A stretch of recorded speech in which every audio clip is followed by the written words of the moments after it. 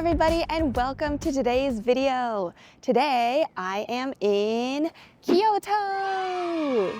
It has been over 4 years since I've been here, so I am super excited to be back.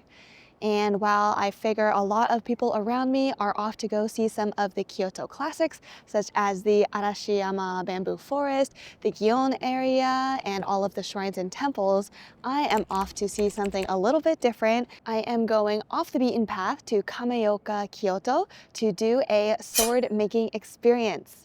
That's right, I am going to be visiting a swordsmith here in Kyoto, learning about katana making, and then trying my hand at making a little knife myself.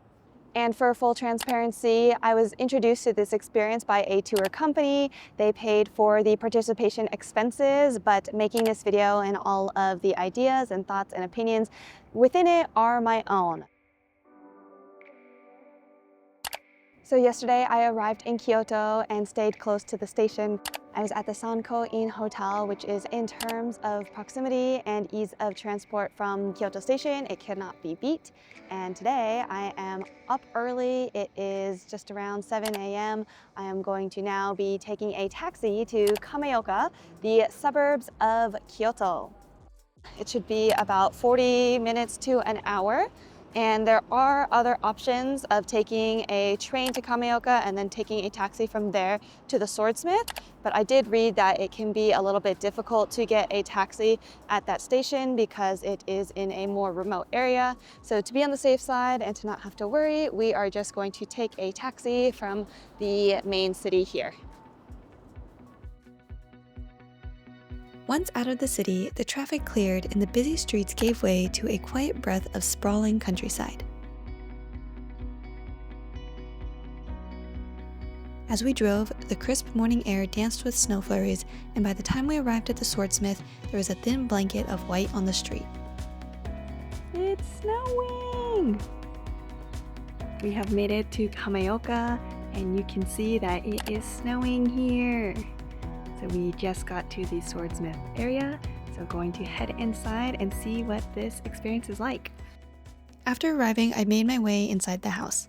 Here I met Yuya Nakanishi, the swordsmith who would be leading the tour.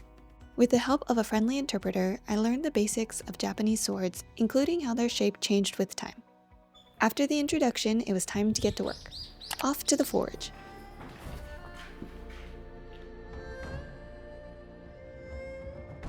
The main part of the tour took place in the forge. The goal over the next 4 hours was to transform this piece of steel into a sharp and shiny knife.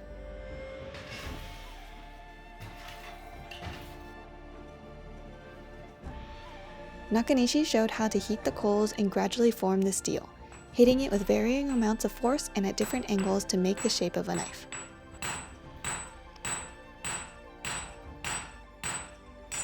As the hot steel cooled, it gradually turned dark and dull. Back into the fire it went to be heated up once more.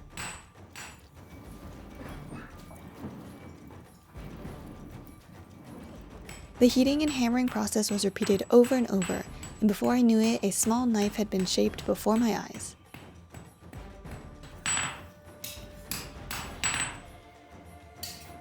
After the demonstration, it was my turn to try. I kneeled by the flames and got to work. Being left-handed, I worked the billows and struck the steel with the same arm, with little rest in between.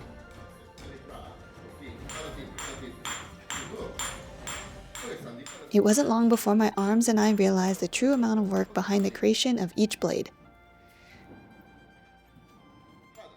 With my poor aim, it took many swings to make contact with the steel, but I continued the process, heating and hitting, until the shape started to change.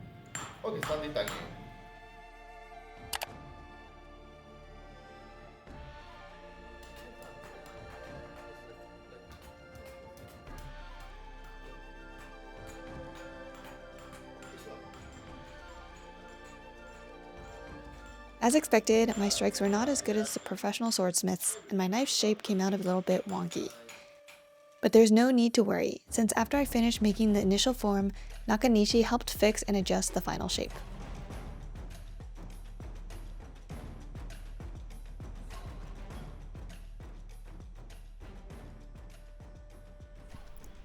So we just finished the first part of the experience.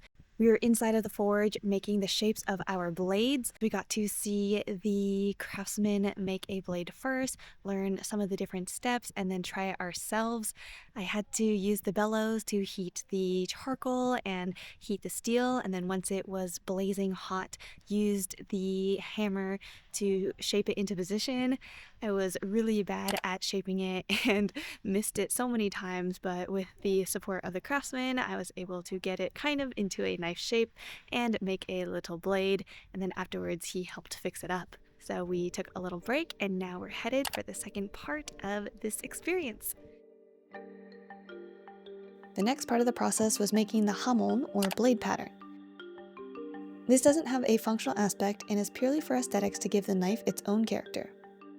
Using a wooden stick, I smeared a thick gray mixture of whetstone charcoal and other materials onto the knife's edge. Scraping off parts of it created a patterned protective resist. After finishing the first side, the blade was flipped and the process was repeated.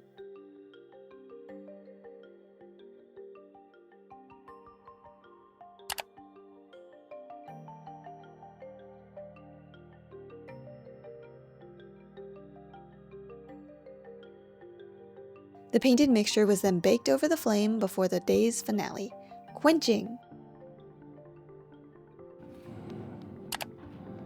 The final step was to quench the blade, which involved heating it to a searing hot temperature, then rapidly cooling it in a bucket of warm water.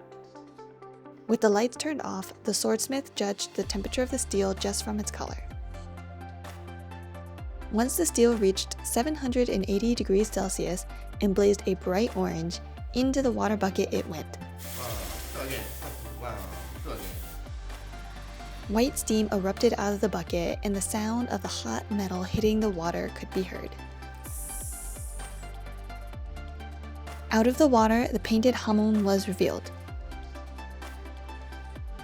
My part in making the blade was now complete, but there were still a few finishing touches that needed to be done. Nakanishi cut the steel off of the rod and carefully finished the edges and sharpened the blade. As he worked, I took a look at his collection of forged katanas and samurai armor inside the house. Having just barely made a basic knife myself, I stood in awe at the large arching blades in front of me. When Nakanishi was finished, I was presented with the final blade, a shiny silver knife engraved with my name and emblazoned with my hand-painted wave hamon. What a treasure!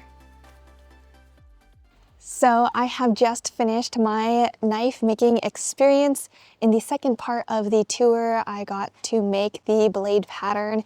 This was super cool. I got to put a little paste onto the blade and then draw a design that I wanted, and then that was hardened onto the knife.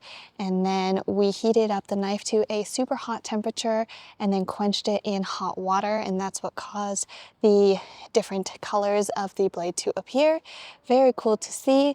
And then afterwards, the blade was finished by the swordsman, and I got to see some of the blades that he had inside of his house. So now I have my own little knife, and it is really cool to now have a memory of Kyoto and this artisan workshop. I really liked the experience. I thought it was done very well. People who like hands-on crafts, learning about Japan's history and culture, anyone who's really interested in knife or sword making, or just wanting to get off the beaten path while you're in Kyoto, I definitely recommend this tour. Now this tour is organized by Wabunka, and they have a whole website of traditional experiences. So if you want to check out this experience and others, I'll leave a link to it below. But I hope that you enjoyed coming with me on this Kyoto knife making tour. And finally, if you like this video, don't forget to give it a thumbs up. It helps the algorithm know that you enjoy this and other people will get to see it too. And I have one update to share. I just started a Patreon page. Patreon supporters will have exclusive access to articles and posts that go behind the scenes into Japanese culture and living in Fukuoka. Super supporters can also get handwritten postcards sent from Japan. You can check all this out in the link below, and I'll see you on the next adventure.